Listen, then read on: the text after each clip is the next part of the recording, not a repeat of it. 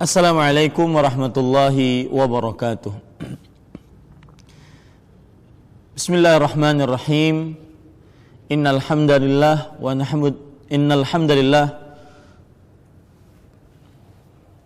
nahmaduhu wa nasta'inuhu wa nastaghfiruh wa na'udzu billahi min shururi anfusina wa sayyiati a'malina. Man yahdihillahu fala mudilla lahu wa man yudlil fala hadiya lahu. Wa ashhadu an la ilaha illallah wahdahu la syarika lah wa ashhadu anna Muhammadan abduhu wa rasuluh. Ya ayyuhalladzina amanu taqullaha haqqa tuqatih wa la tamutunna illa wa antum muslimun.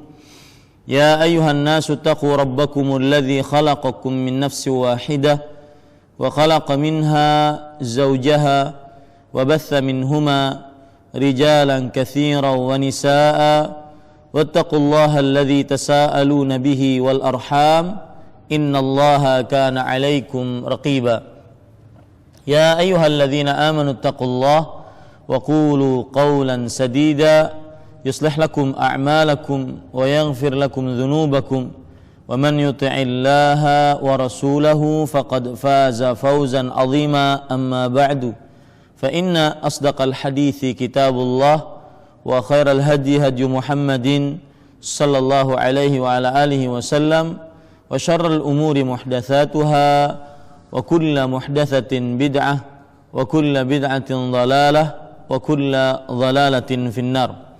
Alhamdulillah, kita bersyukur kepada Allah Subhanahu wa taala pada Rabu pagi menjelang siang 20 Dzulhijjah 1435 Hijriah ini kita kembali duduk bersama untuk mengkaji ayat-ayat suci Al-Quran dan hadis-hadis Rasul sallallahu alaihi wa ala alihi wasallam. Salawat dan salam semoga selalu Allah berikan kepada Nabi kita Muhammad sallallahu alaihi wa ala alihi wasallam, pada keluarga beliau, para sahabat serta orang-orang yang mengikuti beliau sampai hari kiamat kelak. Dengan nama-nama Allah yang husna dan sifat-sifatnya yang mulia, saya berdoa, Allahumma inna nas'aluka ilman nafi'an wa rizqan tayyiban wa amalan mutaqabbala. Wahai Allah, sesungguhnya kami memohon kepada Engkau ilmu yang bermanfaat, rezeki yang baik dan amal yang diterima. Allahumma amin. Bapak Ibu, saudara-saudari yang dimuliakan oleh Allah Subhanahu wa taala, masih kita di dalam kajian Islam rutin setiap Rabu pagi menjelang siang, dan insyaallah ta'ala pada kesempatan kali ini kita akan membahas tentang adab berhutang dan menghutangi. Adab berhutang dan menghutangi. Bapak Ibu, saudara-saudari yang dimuliakan oleh Allah Subhanahu wa taala, sebelumnya saya ingin mengingatkan kepada seluruh kaum muslim tentang sebuah hal yang patut kita perhatikan dalam kehidupan kita sehari-hari, yaitu kita di dunia diperintahkan oleh Allah Subhanahu wa taala untuk beribadah. Dengan ibadah tersebut semoga Allah Subhanahu wa taala menerima ibadah kita, dan akhirnya dengan ibadah tersebut kita mendapatkan ganjaran pahala dari Allah Subhanahu wa taala, yang salah satu penyebab seorang manusia mendapatkan surganya Allah Subhanahu wa taala adalah dengan banyaknya ganjaran pahala yang Allah Subhanahu wa taala berikan kepada seorang hamba. Meskipun kita meyakini bahwa semua hamba masuk ke dalam surga murni atas rahmat dan keputusan Allah Subhanahu wa taala. Tetapi salah satu penyebab seseorang masuk ke dalam surga adalah disebabkan amal ibadah yang berbuah pahala tersebut. Allah Subhanahu wa taala berfirman, udkhulul jannata bima kuntum ta'malun. Masuklah kalian ke dalam surga dengan sebab apa yang kalian telah perbuat dari amal ibadah. Oleh karenanya kita di dunia sangat perlu dan butuh untuk mengumpulkan pahala begitu banyak. Maka sering saya mengucapkan bahwa tugas manusia di dunia dua. Yang pertama, mengumpulkan sebanyak-banyaknya ganjaran pahala dari Allah. Yang kedua,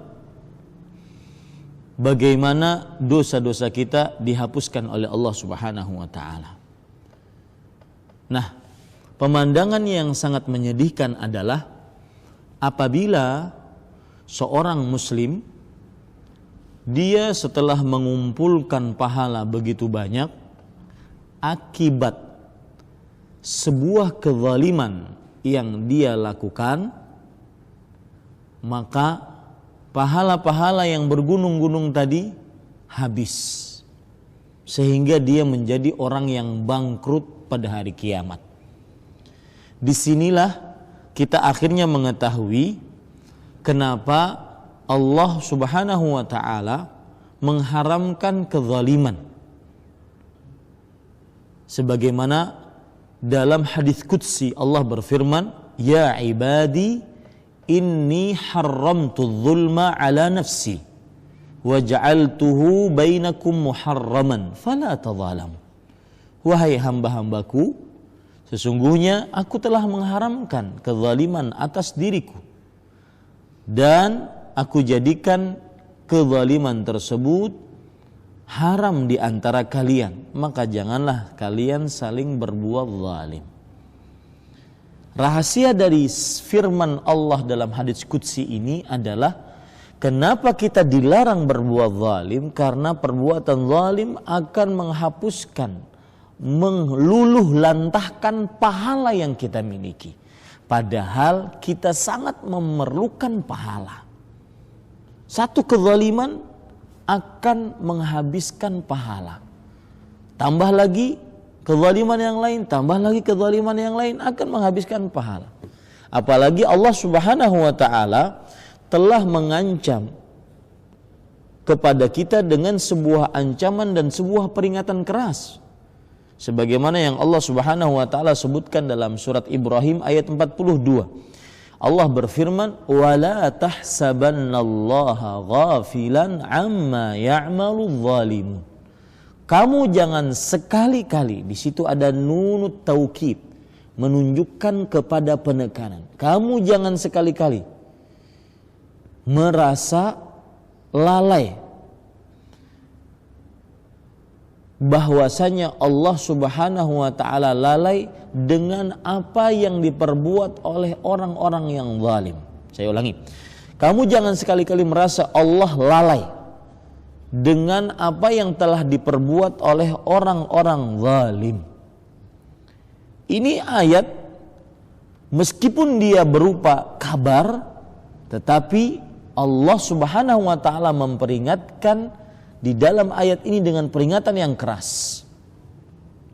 Dan setiap ada ayat di dalam Al-Quran sebagaimana yang disebutkan oleh Imam Abdurrahman bin Nasir As-Sa'di Al-Mufassir, seorang ahli tafsir dari generasi abad ke-14 Hijriah, beliau mengatakan setiap ada ayat wa mallahu bighafil, Allah tidak pernah lalai, termasuk di dalamnya wala tahsabannallaha ghafilan, dan janganlah kamu mengira sekali-kali Allah lalai. Itu ayat meskipun berupa kabar, tetapi itu adalah peringatan keras, ancaman keras dari Allah, bahwasanya apa yang kalian berbuat Allah tidak lalai. Orang-orang yang zalim berbuat, Allah tidak lalai. Begitu juga Allah berfirman di dalam surat Asy-Syu'ara ayat 227. Wa saya'lamul ladzina zalamu ayya munqalabin yanqalibun. Dan orang-orang yang berbuat zalim akan mengetahui apa yang mereka dapati di hari kiamat, yaitu berupa siksa Allah Subhanahu wa taala. Oleh karenanya diharamkan sekali lagi di dalam agama Islam berbuat zalim. Dan salah satu penyebab seorang diharamkan berbuat zalim adalah pahala yang kita sangat membutuhkannya nanti hari kiamat untuk bisa masuk ke dalam surganya Allah, mendapat rahmat Allah, dipilih oleh Allah jadi penghuni surga, itu akan meleleh gara-gara sebuah kezaliman. Ustadz, apa hubungannya tema dengan apa yang disebutkan sekarang? Para ikhwah yang dirahmati oleh Allah, hubungannya adalah hutang yang tidak dibayar itu adalah sebuah kezaliman. Terutama orang-orang yang berhutang yang tidak mampu bayar. Orang-orang yang berhutang yang tidak mau bayar, maksud saya begitu, bukan tidak mampu, yang tidak mau bayar. Dia berhutang, apalagi dia mampu untuk bayar tetapi tidak mau bayar, maka ini disebut kezaliman oleh Rasulullah.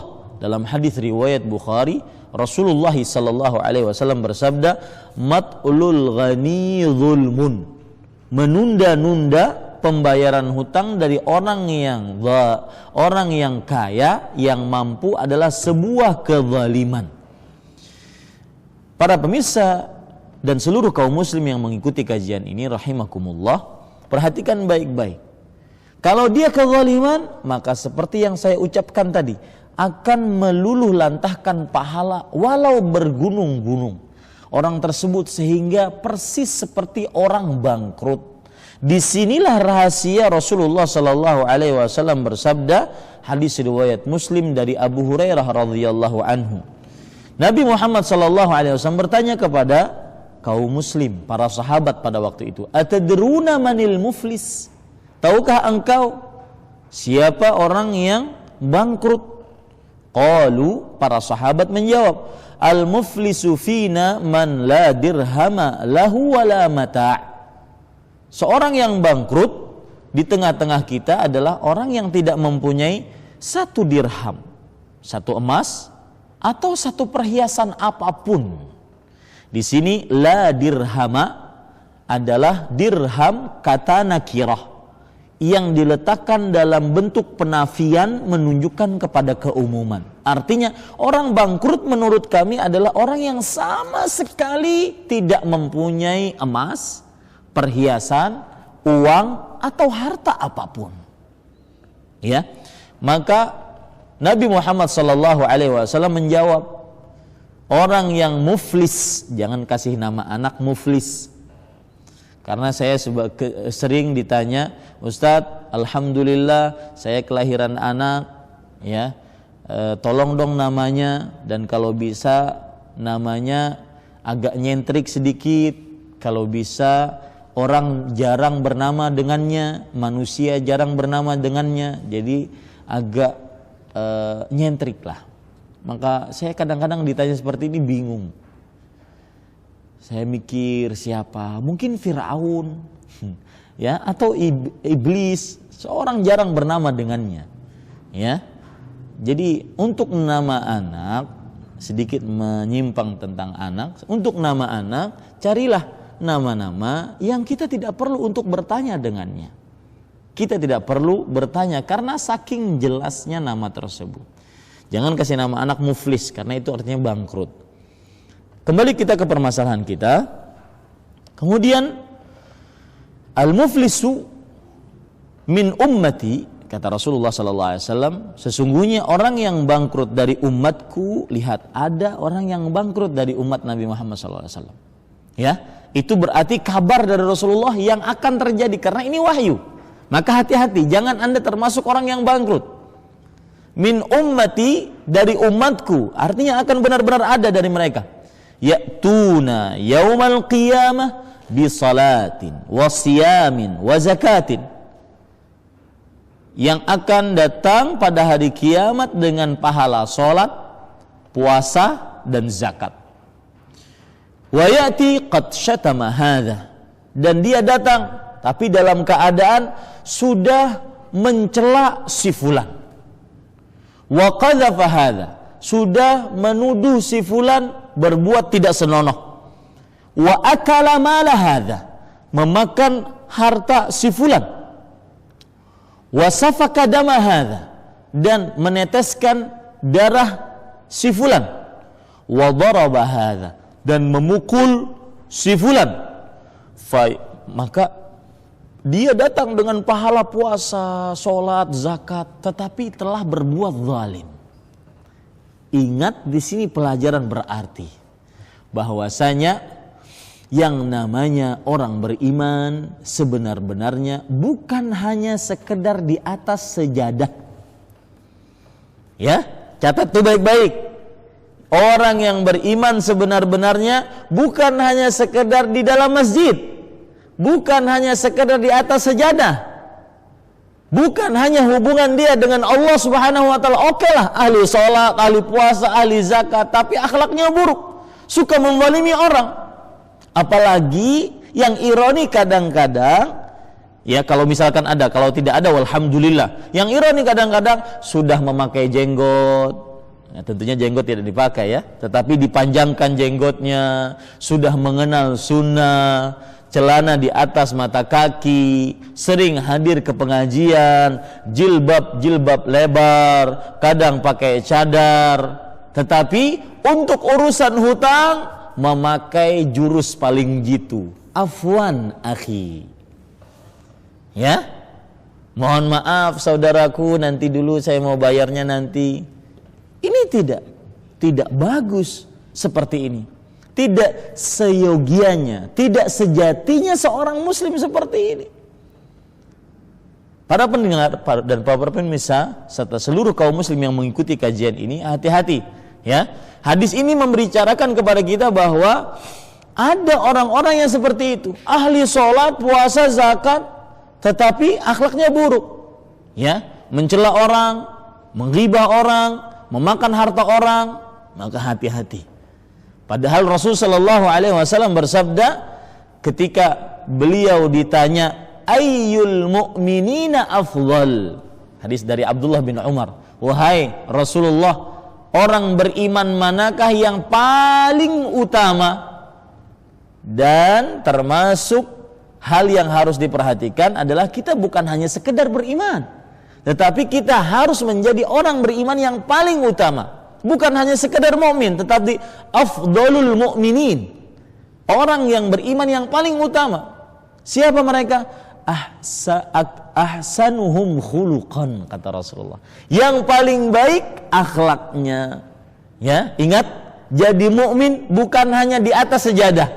Jadi mukmin ketika berhadapan dengan makhluk lain, tidak berbuat zalim, tidak memakan harta tanpa kebenaran dari harta orang lain, tidak menzalimi orang lain dengan apapun. Dan berarti ada yang seperti itu, maka janganlah Anda menjadi mereka. Baik. Kemudian, lalu kalau begitu bagaimana kejadian orang ini? Fayu'ta hadza min hasanatih. Artinya orang yang pernah dizalimi tadi dia berikan pahalanya. Ya, si fulan diberikan dari kebaikan orang yang menzaliminya.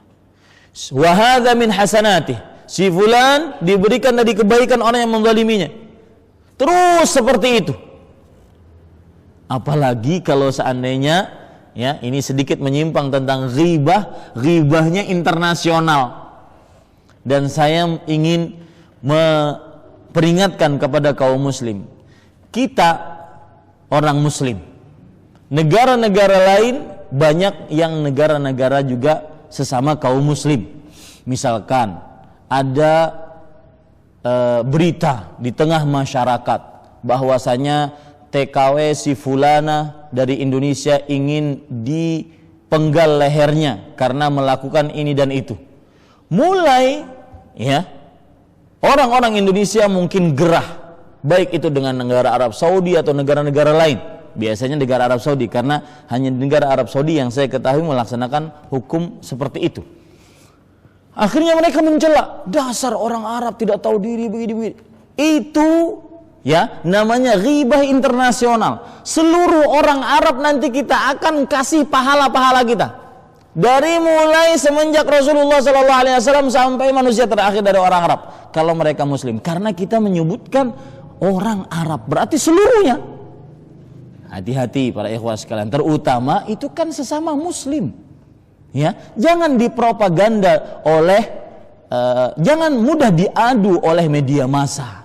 Yang notabene banyak sekali dari media-media massa yang dikuasai oleh orang-orang kafir yang ingin memecah belah kaum muslim. Maka hati-hati. Kita akan habis pahalanya, bangkrut, kita bagi-bagi pahala.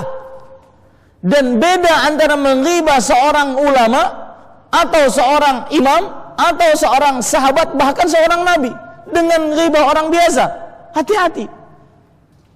Maka ini sebuah kezaliman. Disinilah letak orang-orang yang akan bangkrut. Kalau habis pahalanya bagaimana? Fa in faniyat hasanatuh qabla an yuqda ma alaih ukhidha min khatayahum faturihat alaih thumma turiha finnar. Jika habis kebaikan yang dimiliki oleh orang yang berbuat zalim untuk dibagi-bagikan, sebelum dia menyelesaikan kewajibannya bayar hutangnya, maka diambil dari dosa kesalahan orang-orang yang pernah ia zalimi. Hutang seperti itu. Kalau seandainya orang tidak mau bayar hutang, maka di hari kiamat dia akan dibagi-bagi pahala. Bagi-bagi pahala kepada siapa? Kepada orang yang pernah menghutanginya. Kalau habis pahalanya, dosa-dosa orang yang pernah menghutanginya dia pikul dan akhirnya diceburkan ke dalam api neraka. Berat, ya. Berat orang yang menjadi orang yang muflis karena orang berbuat zalim kepada orang lain. Dan ingat para ikhwah sekalian, di hari kiamat tidak ada permintaan maaf. Kenapa? Seperti yang saya singgung di awal, sebelum saya ucapkan seperti yang saya singgung di awal, ada kaidah yang disebutkan oleh para ulama, huququllah mabniyatun 'alal musamahah wa huququl adamiyyin yaumal qiyamati mabniyatun 'ala al-musyahah. Hak-hak Allah terhadap hamba itu dibangun di hari kiamat di atas sifat memaafkan. Jadi Allah itu maha pemaaf, maha pengampun, ya. Jujur saja, ini temanya sebenarnya saya ingin mengangkat juga luasnya rahmat-Mu ya Allah. Tapi insya Allah nanti pada pertemuan yang lain. Itu haknya Allah terhadap hamba. Jika seorang hamba bermaksiat kepada Allah, dia bertaubat dengan sebenar-benar taubat, Allah mengampuni dengan izinnya. Tetapi hak antara manusia dengan manusia di hari kiamat dibangun atas saling meminta. Mana? Sini, kamu telah berbuat zalim kepada saya, mana pahalamu? Tidak ada maaf-maafan. Kenapa? Kaitkan dengan yang awal tadi, bahwa semua orang ingin masuk surga. Dan salah satu penyebab masuk surga setelah mendapat rahmat Allah adalah dengan pahala yang banyak. Kalau dia maafkan, dia tidak dapat pahala. Di sini rahasia Nabi Muhammad SAW bersabda, "Yughfaru lisyahid kulla dzambin illa dain." Artinya, orang yang mati syahid akan diampuni dosanya seluruhnya, seluruh dosa kecuali hutang. Wah, berat ya. Kecuali hutang. Di sini juga kita akhirnya memahami fatwa ulama.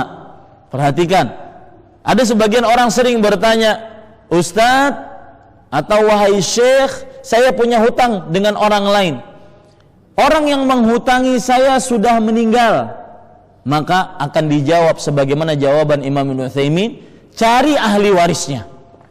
Jika dapat ahli warisnya, berikan hutang kamu kepada ahli warisnya, maka itu sudah mencukupi. Engkau akan terbebas dari tanggung jawab pertanyaan pada hari kiamat.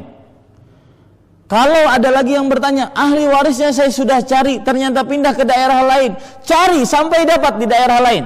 Biar bersulit-sulit di dunia, asalkan nanti di akhirat tidak sulit. Ustadz pindah ke Afrika Utara, Ustadz pindah ke dalam hutan Amazon, cari sana. Pindah ke Papua, cari sana sampai dapat. Kalau sudah berusaha mencari ternyata tidak dapat, maka sebagian ulama memberikan fatwa, yaitu banyak-banyak memintakan ampun kepada Allah untuk orang yang menghutangi kita. Dan juga banyak-banyak bersedekah yang niatan pahalanya diberikan kepada orang yang menghutangi kita. Dan ingat, itu baru inisiatif. Itu baru inisiatif. Artinya itu inisiatif kita di dunia. Mudah-mudahan nanti di akhirat kita tidak akan bertemu dengan dia. Subhanallah, Bapak Ibu saudara-saudari yang dimuliakan oleh Allah Subhanahu wa taala, perhatikan baik-baik dalam hadis riwayat Muslim, yuqadu yaumal qiyamah, akan didatangkan pada hari kiamat segala sesuatu. Sampai kambing yang punya tanduk dengan kambing yang tidak punya tanduk akan didatangkan. Artinya apa? Kenapa ini tanduknya hilang? Kenapa ini yang tidak punya tanduk? Akan dimintai pertanggungjawaban. Berat. Makanya hati-hati, jangan pernah berbuat zalim, yaitu dengan berhutang tetapi tidak bayar. Bahkan tidak punya niatan untuk bayar. Ya, karena habis pahalanya nanti. Coba lihat lain lagi hadis Rasul sallallahu alaihi wasallam. Nabi Muhammad sallallahu alaihi wasallam, ini hadis yang sangat luar biasa. Perhatikan baik-baik bagi siapa yang punya hutang. Ya, kredit itu hutang. Meskipun dia boleh, hukum syar'i boleh, tapi itu hutang. Arisan itu hutang, hati-hati. Ya, hati-hati. Ini semuanya dikredit. Mobil dikredit, motor kredit, ya, kulkas kredit, TV kredit, kalau ada perlu celana dalam kredit, itu hutang. Ya, ini para ikhwan yang dirahmati oleh Allah Subhanahu wa taala, perhatikan baik-baik.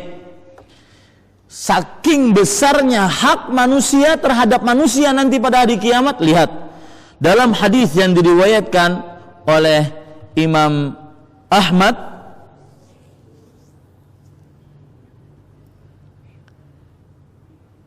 dalam hadis yang diriwayatkan oleh Imam Ahmad dari Abdullah ibnu Unais, Nabi Muhammad sallallahu alaihi wasallam bersabda, yuhsyarun nasu yaumal qiyamati hufatan uratan buhman. Manusia akan dikumpulkan pada hari kiamat dalam keadaan tidak memakai alas kaki, telanjang, buhman. Qalu, para sahabat bertanya, wa ma buhman ya Rasulullah? Apa itu arti buhman wahai Rasulullah? Nabi Muhammad sallallahu alaihi wasallam menjawab, ai laisa ma'ahum minad dunya syai'un, yaitu tidak membawa dari hal apapun dari dunia. Benar-benar membawa tangan kosong, tidak memakai alas kaki, tidak memakai pakaian, sehelai benang pun tidak terkhitan, tidak memakai apa-apa, tidak membawa apa-apa dari perkara dunia, wala secuil pun. Tsumma yunadihim bi sautin yasma'uhu man ba'uda kama yasma'uhu man qarub. Kemudian Allah memanggil mereka dengan suara orang yang dekat, orang yang jauh mendengar seperti orang yang dekat.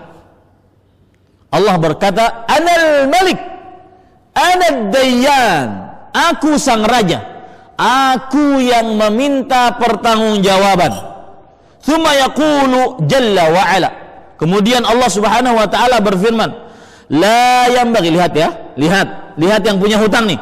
La yambaghi li ahadin min ahlil jannah an yadkhulal jannata wa li ahadin min ahlin nar alaihi mazlamatun min hatta aqussaha minhu. Artinya, tidak pantas seorang yang masuk surga untuk masuk ke dalam surga, dan seseorang dari penghuni neraka memiliki kezaliman.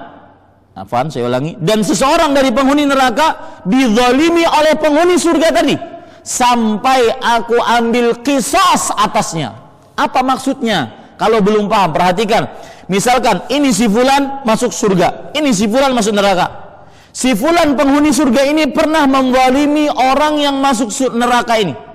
maka si fulan ini tidak bisa masuk surga sampai dia harus membayar kezalimannya kepada penghuni neraka tadi. Padahal ini penghuni neraka. Subhanallah. Hati-hati Bapak Ibu saudara-saudari yang dimuliakan oleh Allah. Surga Anda tertahan gara-gara hutang. Kalau penghuni surga masih punya kezaliman, masih punya tanggungan terhadap penghuni neraka, harus diqisas dulu oleh Allah, diambil dulu permintaan pertanggungjawabannya oleh Allah Subhanahu wa taala. Maka jadilah nanti kalau seandainya dia mengamalkan fatwa ulama, oh saya sudah mencari, ternyata dia meninggal duluan. Saya mau bayar hutang kepada keluarganya, ternyata keluarganya juga habis, tidak ada yang tersisa. Maka saya bersedekah atasnya, saya berminta ampun atasnya. Orang ini mengatakan, itu kan inisiatifmu, mana pahala? Saya juga ingin masuk surga. Hati-hati, ya, jangan sampai itu terjadi kepada kita. Bangkrut, asli bangkrut, asli pakai sad bukan pakai sin, asli bangkrut. Ya, ini Bapak Ibu saudara-saudari yang dimuliakan oleh Allah Subhanahu wa taala. Wala yanbaghi li ahadin min ahli nar an yadkhulan nar wala li ahadin min ahli jannati wa li ahadin min ahli jannati alaihi madlamatun hatta aqussaha minhu.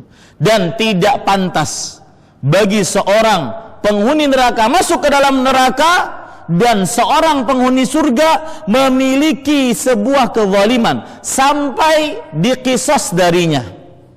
Apa maksudnya? Seperti yang saya ucapkan tadi Bapak Ibu saudara-saudari yang dimuliakan oleh Allah Subhanahu wa taala, bahwasanya jika si penghuni neraka ini dia telah ditentukan sebagai penghuni neraka, tapi dia mempunyai kezaliman kepada penghuni surga, maka akan diambil dulu, diqisas dulu sampai dia selesai urusannya dengan penghuni surga ini, baru dimasukkan ke dalam surga atau neraka.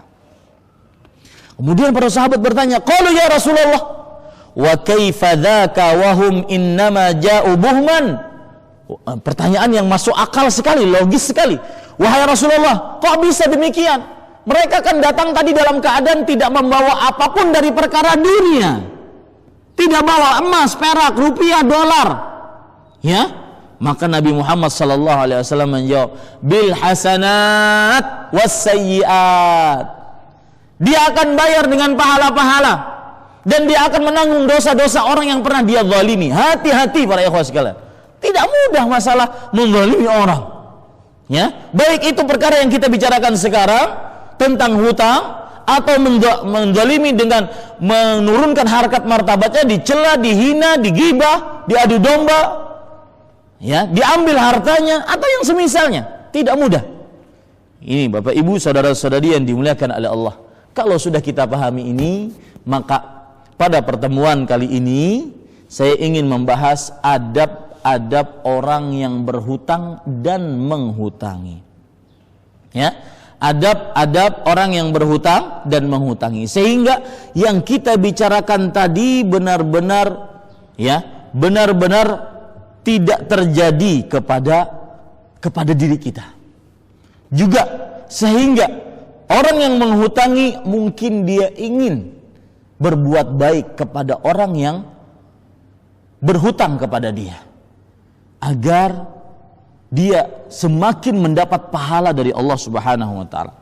Saya akan bagi adab orang yang menghutangi dengan adab orang yang adab orang yang berhutang dan adab orang yang menghutangi.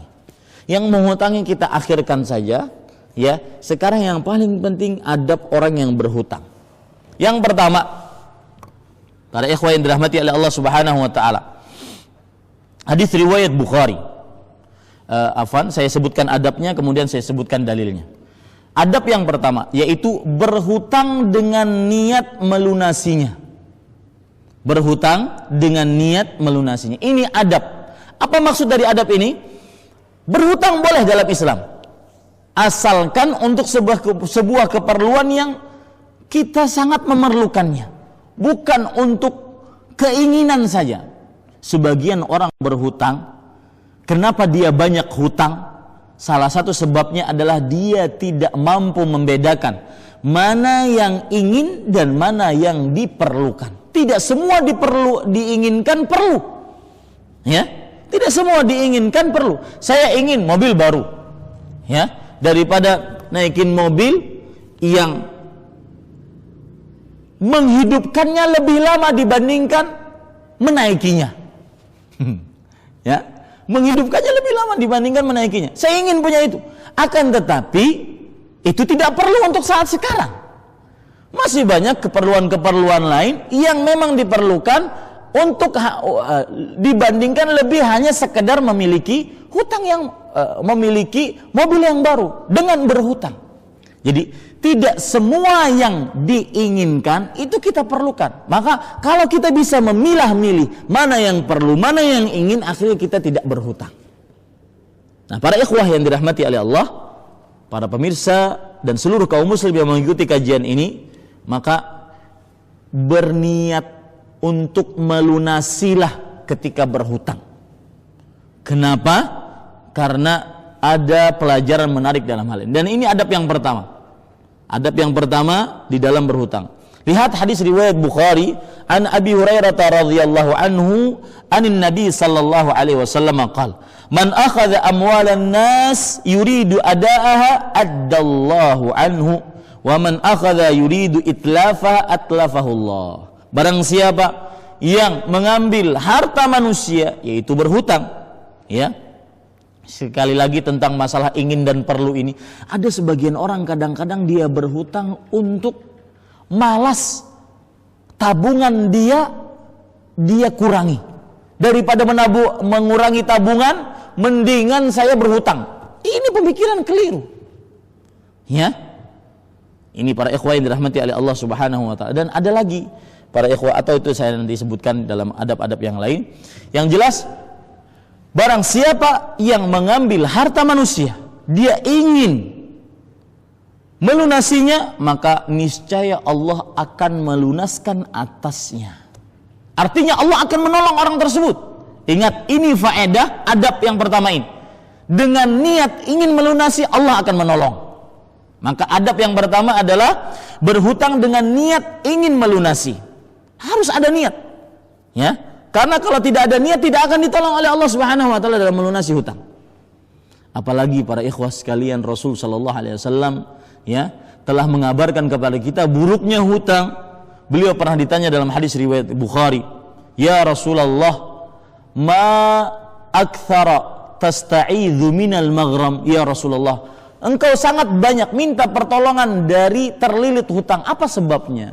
Beliau bersabda, "Innar rajula idza gharima haddatsa fakadzaba wa wa'ada fa akhlafa." Sesungguhnya seseorang jika dia berhutang, maka terlilit hutang, gharim itu bukan sekedar berhutang tetapi terlilit hutang. Maka jika dia berbicara, dia dusta. Jika dia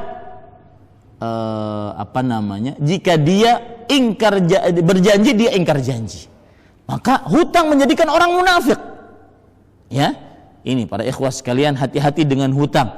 Makanya harus punya niat untuk melunasi hutang. Wa man akhadha yuridu itlafaha atlafahu Allah. Barang siapa yang menginginkan mengambil harta manusia, ingin menghancurkannya, maka Allah akan hancurkan dia. Ini hadis yang pertama. Hadis yang kedua, para ikhwan yang dirahmati oleh Allah Subhanahu wa taala, hadis riwayat Imam Ahmad, disahihkan oleh Imam Albani rahimahullah. An Muhammad ibnu Ali qala kanat Aisyatu tadayan atau tudayin. Artinya Muhammad ibnu Ali rahimahullah bercerita, Aisyah adalah seorang wanita yang suka berhutang. Aisyah, istri Rasulullah sallallahu alaihi wasallam radhiyallahu anha. Kemudian beliau ditanya, faqila laha ma laka walidain. Lalu Aisyah ditanya, wahai Aisyah, kenapa engkau berhutang? Maka Aisyah menjawab, sami'tu Rasulullah sallallahu alaihi wasallam yaqul, ma min 'abdin kanat lahu niyatun fi ada'i dainihi illa kana lahu minallahi azza wa jalla 'aun. Tidaklah seorang hamba dia memiliki niat untuk melunasi hutangnya, melainkan baginya pertolongan dari Allah Azza wa Jalla. Aisyah berkata, fa ana altamisu dzalikal aun, maka aku sekarang mencari pertolongan tersebut. Yaitu aku berhutang dengan niat ingin membayar. Aku cari pertolongan Allah Subhanahu wa ta'ala. Kemudian ada hadis yang lain, riwayat Imam Ibnu Majah dari Syu'aib ibn Amr. Beliau meriwayatkan dari Suhaib al-Khair radhiyallahu anhu dari Rasulullah sallallahu alaihi wasallam, beliau berkata, ayyuma rajulin yadayyanu bidainan wa huwa mujmi'un alla yuwaffiyahu iyyah laqiyallaha sariqan. Artinya, siapa saja yang berhutang dan ia berniat tidak melunasinya. Ia berniat apa? Tidak melunasinya. Lihat, fungsi niat dalam berhutang. Maka niscaya ia akan bertemu dengan Allah dalam keadaan dianggap sebagai seorang pencuri. Maka adab yang pertama, berniatlah ketika berhutang untuk melunasinya. Tentunya niat ini tidak cukup. Ya, tentunya niat ini apa? Tidak cukup. Tetapi ya, harus niat tersebut dibarengi dengan perbuatan-perbuatan. Taib. Sekarang adab yang kedua, bersegera membayar hutang meskipun dengan mencicilnya. Bersegera membayar hutang meskipun dengan mencicilnya. Perhatikan baik-baik Bapak Ibu saudara-saudari yang dimuliakan oleh Allah Subhanahu wa taala. Sebelum saya sebutkan dan saya jelaskan hadis-hadis tentang adab yang kedua ini, maka saya ingin mengatakan lagi kepada para pemirsa dan kaum muslim yang mengikuti kajian ini, terutama yang banyak hutang dan yang mau berhutang. Perhatikan sifat buruk dari orang yang berhutang, pasti menunda-nunda. Dalilnya apa Ustaz? Dalilnya matlul ghani zulmun. Artinya menunda-nunda dari orang yang kaya mampu bayar hutang itu adalah sebuah kezaliman. Makna yang tersirat dari hadis ini adalah bahwa ada penundaan pasti itu dari orang yang mampu bayar hutang. Meskipun dia mampu, pasti nanti dia menunda-nunda. Apalagi hutangnya kadang-kadang yang kecil-kecil. Ntar aja deh. Akhirnya yang aturan dia mau bayar besok, ternyata sebulan ke depan baru bisa dibayar. Itu kalau masih hidup. Kalau sudah meninggal bagaimana? Nabi Muhammad SAW bersabda, nafsul mu'min mu'allaqatun bidaini hatta yuqda anhu. Orang beriman, jiwanya orang beriman tertahan dengan hutangnya sampai dibayarkan hutangnya. Dalam hadis yang lain Nabi Muhammad SAW bersabda kepada seseorang, innahu ma'surun bidaini. Sesungguhnya seseorang tersebut tertahan dari masuk surga gara-gara hutangnya. Imam As-Suyuti mengatakan tertahan di sini maksudnya adalah tertahan mendapatkan mahbusatun an maqamihal karim, tertahan dari mendapatkan kedudukan yang tinggi di surga. Imam Al-Iraqi rahimahullah taala mengatakan bahwa maksud tertahan di sini adalah la yu'raf ayya makanin huwa. Dia tidak dikenal nasibnya bagaimana nanti di akhirat. Ya. Sampai dilihat dia bayar hutang atau tidak. Jadi nasibnya belum ditentukan di akhirat. Sampai dia bayar hutang atau tidak. Ini para ikhwah sekalian, beratnya berhutang. Dan itu penyakit orang yang berhutang, menunda-nunda pasti aja. Ya, saya yakin dari para pemirsa dan kaum muslim yang mendengar kajian ini, yang berhutang pasti seperti itu, termasuk yang berbicara di hadapan Bapak Ibu sekalian. Menunda-nunda meskipun mampu bayar hutang. Dan itu yang makna tersirat dari hadis Rasul sallallahu alaihi wasallam. Maka adab yang kedua, bersegera melunasi hutang. Jangan ditunda-tunda. Lihat apa yang dilakukan oleh Rasul sallallahu alaihi wasallam, riwayat Bukhari. An Abi Hurairah radhiyallahu anhu qala Rasulullah sallallahu alaihi wasallam, "Law kana li mithlu Uhudin dhahaban ma yasurruni an la yamurra alayya thalathun wa indi minhu syai' illa syai'un ursiduhu lidain." Rasulullah sallallahu alaihi wasallam bersabda, "Jikalau aku memiliki semisal semisal emas." Saya ulangi, "Jikalau aku memiliki emas semisal gunung Uhud." Emas besarnya segunung Uhud. Gunung Uhud itu dari ujung kanan ke ujung kiri itu 7 kilo sampai 8 kilometer. Kemudian dari permukaan bumi, permukaan air laut sampai atas, ya, itu kira-kira ratusan bahkan mungkin 500-an meter. Besar, emas sebesar itu. Kenapa saya mendetilkan penjelasan ini? Agar benar-benar memahami nanti apa yang ingin saya maksudkan. Jika aku memiliki emas semisal gunung Uhud, tidak menggembirakanku hal itu berlalu dariku 3 hari dan masih tersisa sesuatu darinya. Artinya emas yang sebesar itu Nabi Muhammad SAW tidak menginginkan masih tersisa pada diri beliau setelah 3 hari. Harus dibagi-bagikan.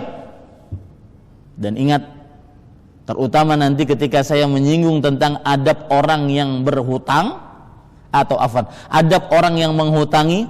Wahai Anda orang-orang yang menghutangi, inilah harta Anda sebenarnya.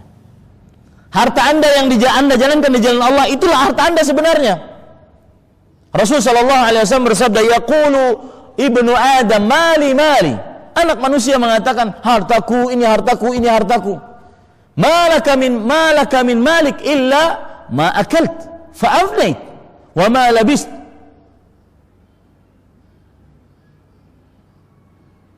Tidak ada dari hartamu wahai anak manusia kecuali yang kamu pakai dan itu akan hancur, atau yang kamu makan dan itu akan habis, yaitu akan keluar kembali. Wa ma tasaddaqta fa'amdait. Yang kamu sedekahkan itu yang akan kamu miliki. Itu harta sebenarnya. Jadi orang yang ditipu dunia adalah orang yang petantang-petenteng dengan hartanya, seorang kaya, jalan dibusungkan dada, kemudian menoleh sana, melihat orang miskin dengan pandangan yang sinis, mencium-cium ketika berhadapan dengan orang yang mungkin lusuh, ya, mencium-cium memegang-megang hidung karena mungkin merasa kebawaan. Pokoknya sombong, ujub, takabur dengan kekayaannya. Orang ini ditipu dunia. Kenapa? Kapan dia mati, maka dia tidak bisa bawa hartanya. Harta dia sebenarnya yang dia jalankan di jalan Allah. Coba Anda bikin persentase. Berapa harta saya di dunia, harta saya di akhirat. Ya, banyakkan mana? Dan Nabi Muhammad SAW pernah menyebutkan bahwa perumpamaan manusia dengan hartanya dan amalnya adalah harta mengatakan, aku akan bersamamu, ya, aku akan bersamamu selama kamu hidup. Kapan kamu mati, maka aku tidak akan ikut bersamamu. Itu harta, itu perumpamaan harta yang disebutkan oleh Rasulullah SAW. Dan sedangkan perumpamaan amal, aku akan bersamamu selama hidup dan sampai kamu mati. Ini kawan sejati sebenarnya. Jadi jadikanlah harta Anda sebagai kawan sejati. Lihat Rasulullah punya emas sebesar gunung Uhud, tidak ingin 3 hari tetap beliau padanya, maka sedekahkan harta. Itu harta Anda sebenarnya, ya, yang kadang-kadang timbul rasa sombong, congkak, angkuh, takabur dengan harta, maka hilangkan. Ini bukan harta saya nih. Kapan saya mati jadi ahli waris? Ya, yang harta saya mana? Yang dijalankan di jalan Allah. Mudah-mudahan pesan ini bermanfaat untuk orang yang menghutangi orang lain. Nanti berkaitan dengan adab-adab orang yang menghutangi orang lain. Baik. Kemudian illad dain, illa syai'un ursiduhu lidain, kecuali sesuatu yang aku simpan untuk bayar hutang. Nah, di sini terletak pelajaran yang kedua, adab kedua orang yang berhutang, yaitu bersegera melunasi hutang. Kemudian para ikhwan yang dirahmati oleh Allah Subhanahu wa taala,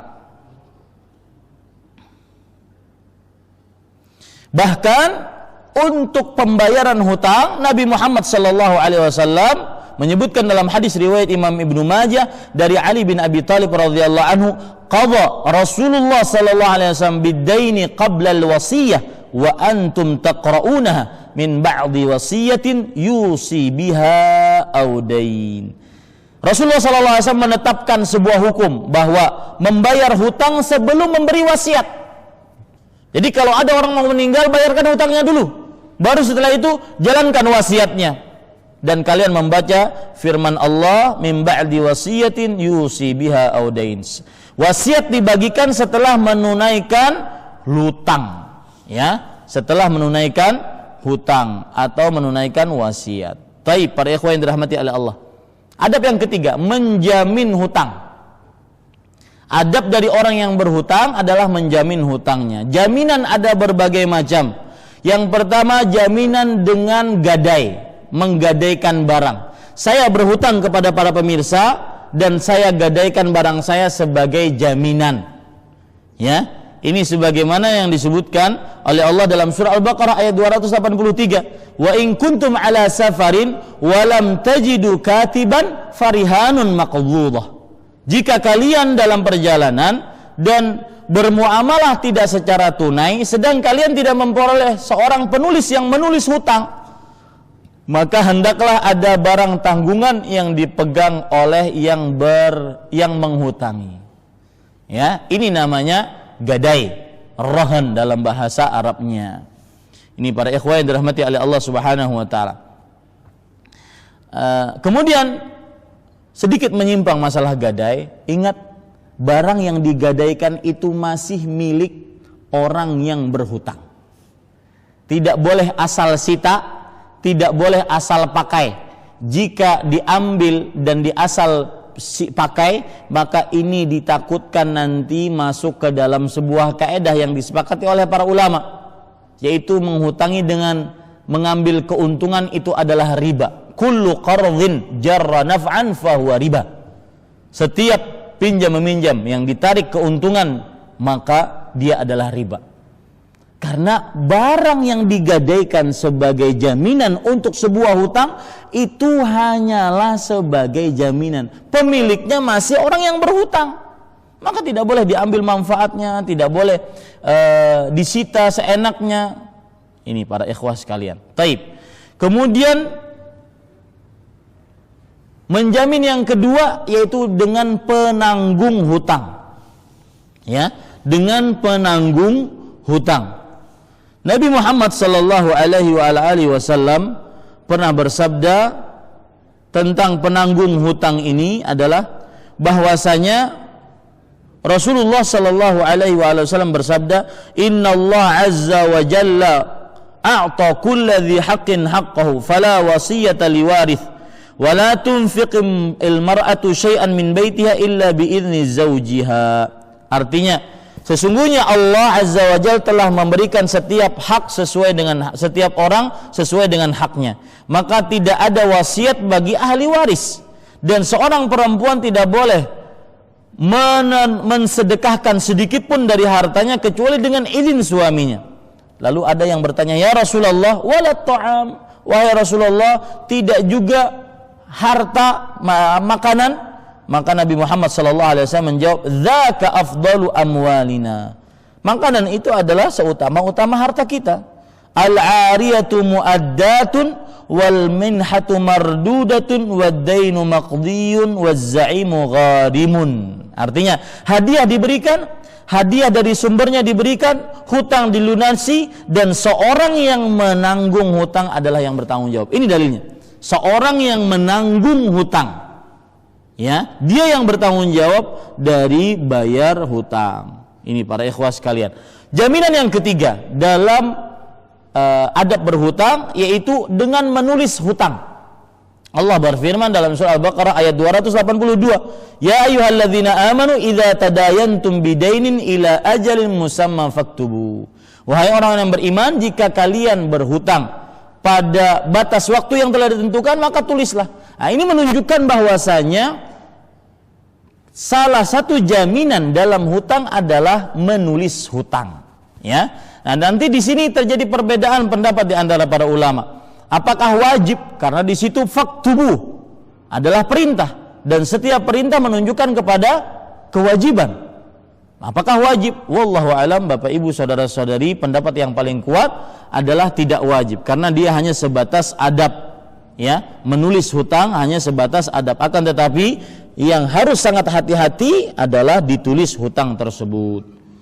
Tapi para ikhwan yang dirahmati oleh Allah Subhanahu wa taala, hal yang keempat yang merupakan jaminan atas hutang adalah persaksian.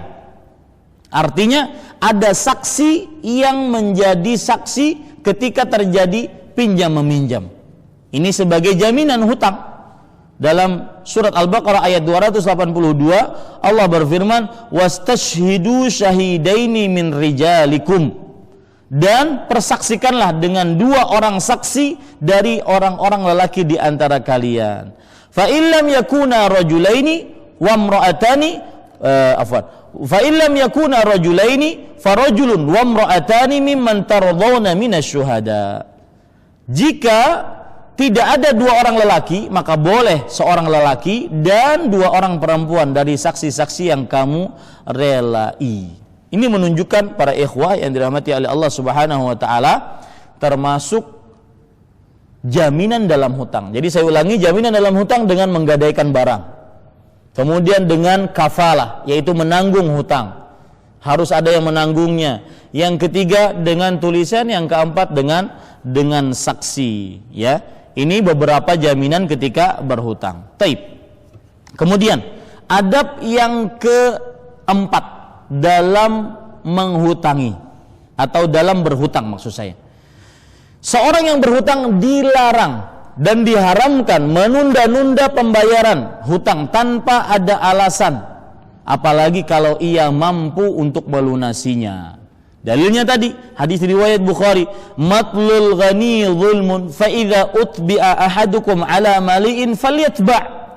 Jika menunda-nunda hutang dari orang yang kuat, orang yang mampu membayar hutang adalah sebuah kezaliman. Maka jika salah seorang dari kalian dipindahkan kepada seorang yang kaya, maka ikutilah. Ini juga termasuk adab yang jaminan tadi, yaitu menjamin kepada orang yang mampu bayar hutangnya. Nah, para ikhwah yang dirahmati oleh Allah Subhanahu wa taala, oleh karenanya perhatikan baik-baik ya. Jangan sampai kita menunda-nunda pembayaran hutang. Dan seperti yang saya sudah sebut tadi, termasuk keadaan buruk dan kebiasaan buruk bagi seorang yang berhutang adalah menunda-nunda meskipun dia mempunyai hutang. Mempunyai uang untuk membayarnya, mempunyai sesuatu untuk membayarnya hutang tersebut, akhirnya dia tunda. Taib. Kemudian para ikhwan yang dirahmati oleh Allah Subhanahu wa taala, termasuk Bapak Ibu saudara-saudari yang dimuliakan oleh Allah Subhanahu wa taala, dalil atau adab orang yang berhutang adalah melebihkan pembayaran hutang atau melunasi dengan yang lebih baik dari kewajiban hutangnya, dengan catatan belum ada kesepakatan antara orang yang berhutang atau orang yang menghutangi. Belum ada kesepakatan. Ya, kalau ada kesepakatan maka ini nanti menjadi riba. Jadi adab yang kelima, melebihkan pembayaran hutang. Misalkan saya berhutang kepada para pemirsa 1 juta, saya bayar dengan 1.100.000. Ini boleh, ya. Atau saya berhutang seekor kambing yang masih baru lahir, maka saya bayar dengan ekor kambing yang sudah dewasa. Nah, ini boleh, asalkan tidak ada perjanjian atau persyaratan sebelumnya antara orang yang berhutang dengan orang yang menghutangi. Coba perhatikan hadis Rasul sallallahu alaihi wasallam riwayat Bukhari, an Abi Hurairah radhiyallahu anhu, Abu Hurairah meriwayatkan, anna rajulan atan Nabiy sallallahu alaihi wasallam yataqadahu ba'iran, bahwa Nabi Muhammad sallallahu alaihi wasallam pernah didatangi oleh seseorang menagih hutang seekor unta. Faqala Rasulullah sallallahu alaihi wasallam, bayarkan kepada dia, ya, hutang saya. Maka para sahabat berkata, mana jidu illa sinnan afdala min sinni. Kami tidak mendapati kecuali onta yang lebih baik dari ontanya tersebut. Maka Rasul sallallahu alaihi wasallam orang tersebut berkata, "Aufaitani aufakallah." Artinya, engkau telah memberikan lebih baik kepadaku, semoga Allah memberikan kepadamu juga yang lebih baik. Maka Nabi Muhammad sallallahu alaihi wasallam bersabda, "A'tuh fa inna min khiyarin nas ahsanuhum qada'an." Berikan kepada yang menghutangiku tersebut, yaitu onta yang lebih baik daripada hutang Rasulullah sallallahu alaihi wasallam. Sesungguhnya termasuk dari manusia yang paling baik adalah orang yang paling baik melunasi hutang. Orang yang paling baik melunasi hutang.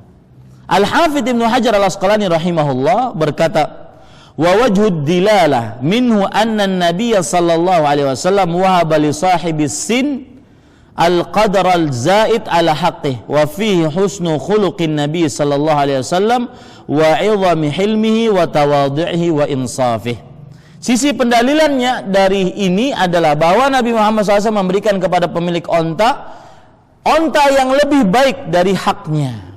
Dan di dalam hadis ini terdapat baiknya akhlak Rasulullah, besarnya kesabarannya, rendah hatinya, dan keadilan Rasulullah sallallahu alaihi wasallam. Dalam riwayat Muslim, Nabi Muhammad sallallahu alaihi wasallam bersabda, "Inna khiyaran nas ahsanuhum qada'an."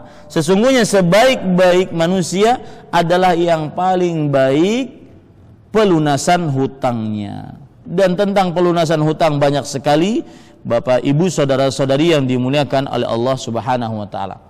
Kita beranjak kepada adab yang selanjutnya.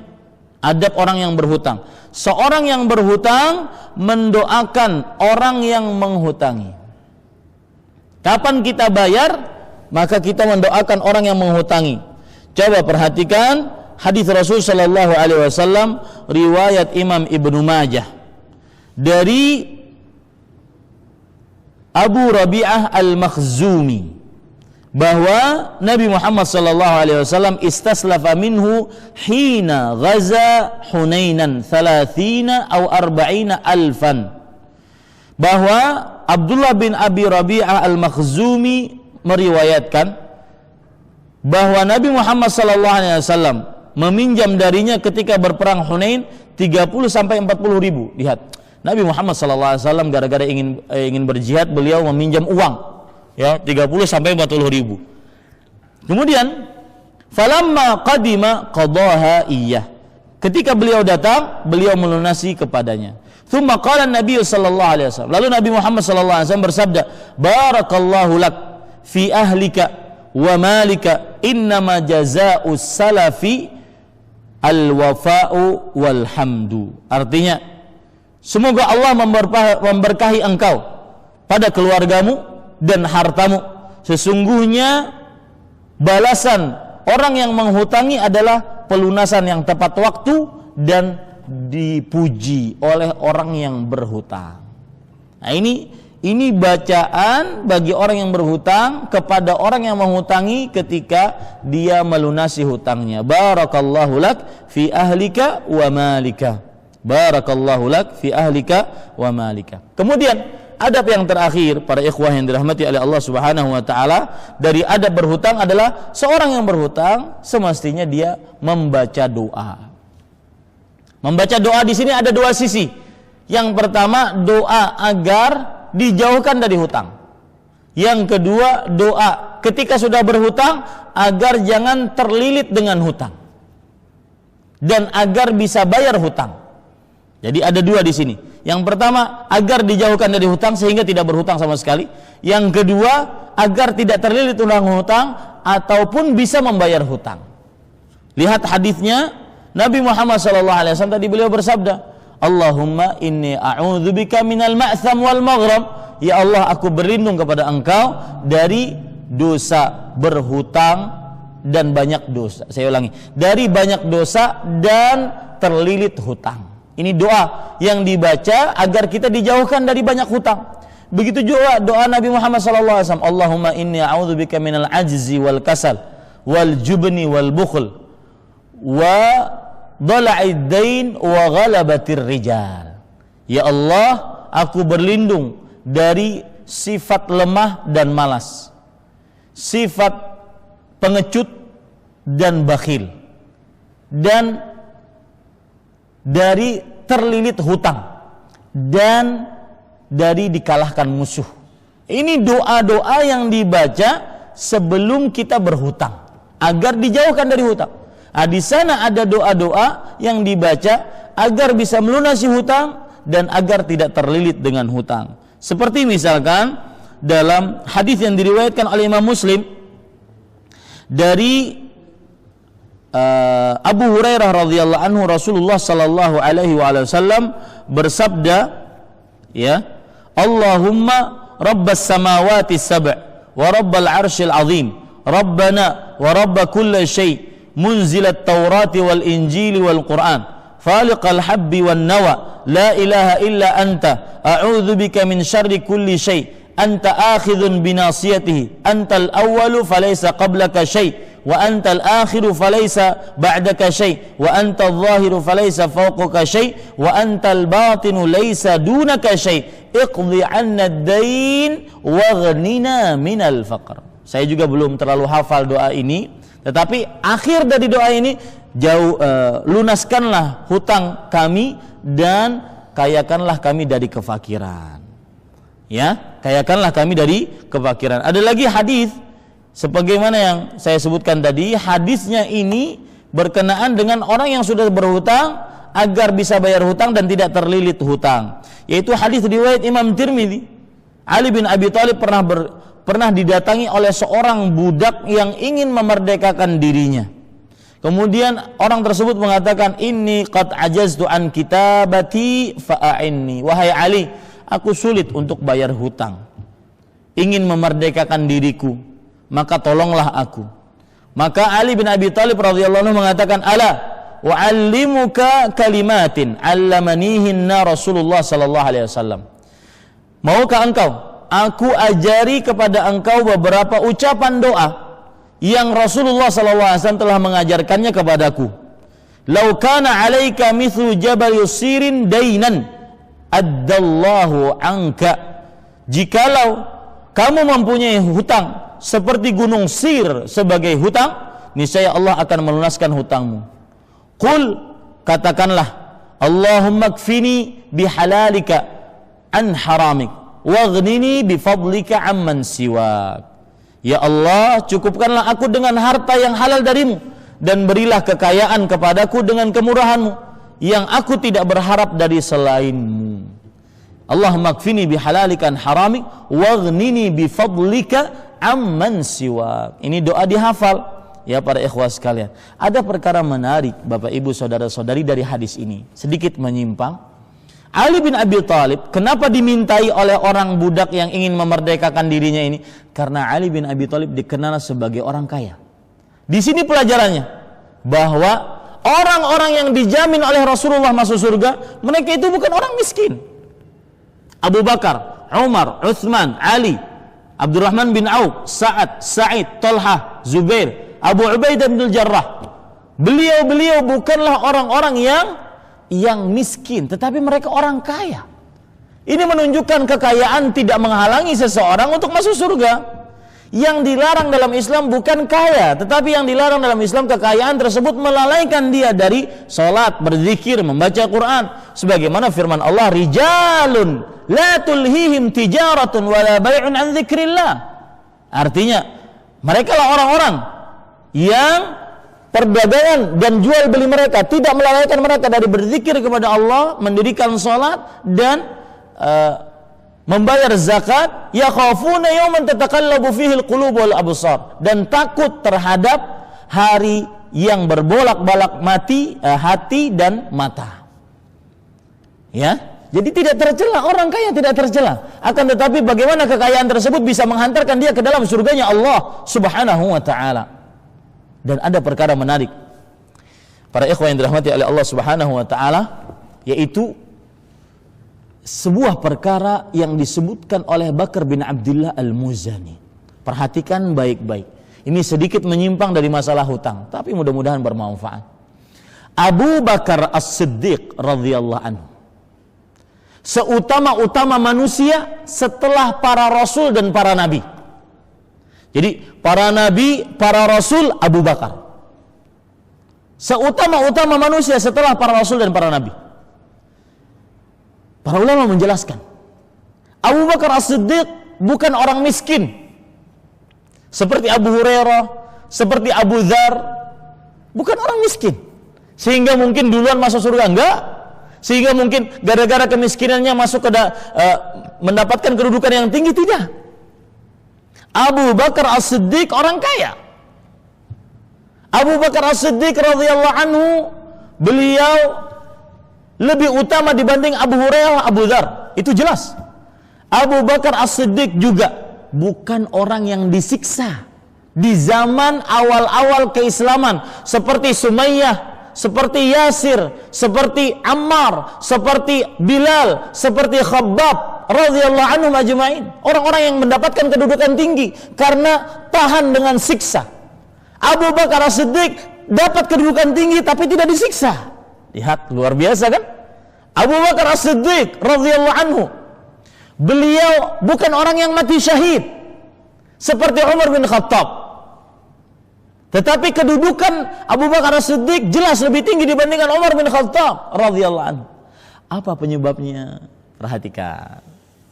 Ya, ini sedikit menyimpang tentang cerita Abu Bakar As-Siddiq karena saya tersinggung dengan Ali bin Abi Thalib yang didatangi oleh seorang budak yang beliau adalah orang kaya, menunjukkan orang mulia tidak dilihat dari miskin atau kayanya, tapi dilihat dari takwanya. Lah, Abu Bakar As-Siddiq radhiyallahu anhu bukan orang miskin, bukan orang yang disiksa, bukan orang yang mati syahid, tetapi lebih utama dibandingkan mereka-mereka ini. Dengan kesepakatan para kaum muslim. Kenapa demikian para ikhwah sekalian? Perhatikan. Sebelum saya lanjutkan, ini terus terang saja saya menyinggung kepada diri saya pribadi, saya juga menyinggung kepada para pemirsa kaum muslim yang dirahmati oleh Allah Subhanahu wa taala, yaitu orang-orang yang berimannya tidak jujur di hadapan manusia, seakan-akan orang yang alim, takut kepada Allah, orang yang saleh. Tapi tatkala sendirian, semua hal-hal yang diharamkan oleh Allah dia libas. Semua hal-hal yang diharamkan oleh Allah Subhanahu wa taala dia langgar. Maksiat Allah dia langgar tatkala sendirian. Padahal amalan rahasia itu yang akan diungkap oleh Allah. Wa husila ma fis sudur.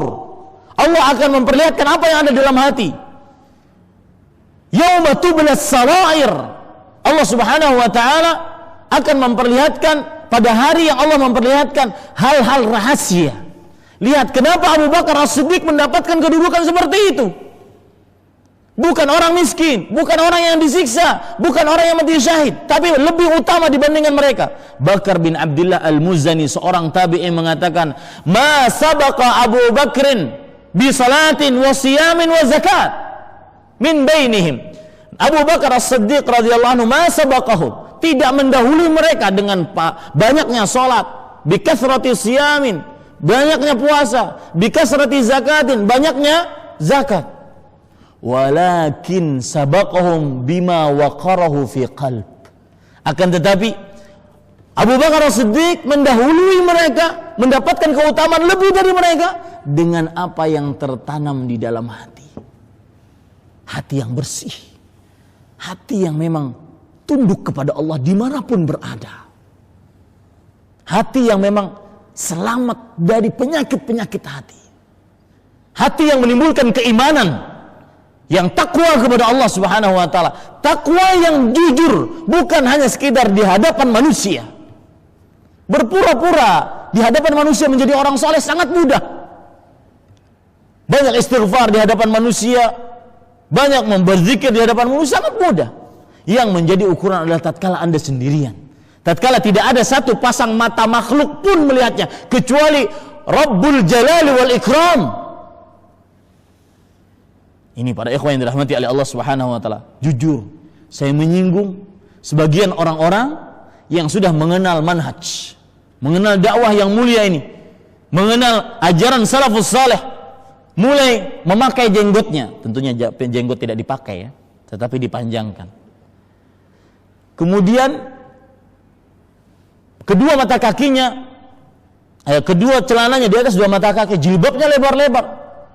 Akan tetapi ketika sendirian, ketika di dalam rumah, masih melanggar hal-hal yang dijalankan oleh Allah Subhanahu wa taala. Matanya ditontonkan kepada hal-hal yang diharamkan, melihat hal-hal yang diharamkan, mendengar hal-hal yang diharamkan.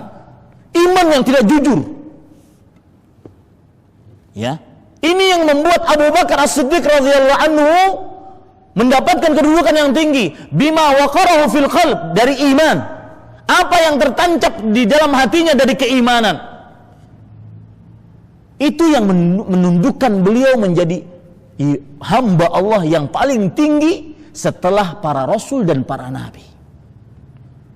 Ini para ikhwan yang dirahmati oleh Allah. Makanya amalan hati lebih utama dibandingkan amalan zahir. Maka Bapak Ibu saudara-saudari yang dimuliakan oleh Allah, sepertinya untuk adab yang menghutangi belum cukup. Saya akan nanti bahas pada kesempatan yang lain.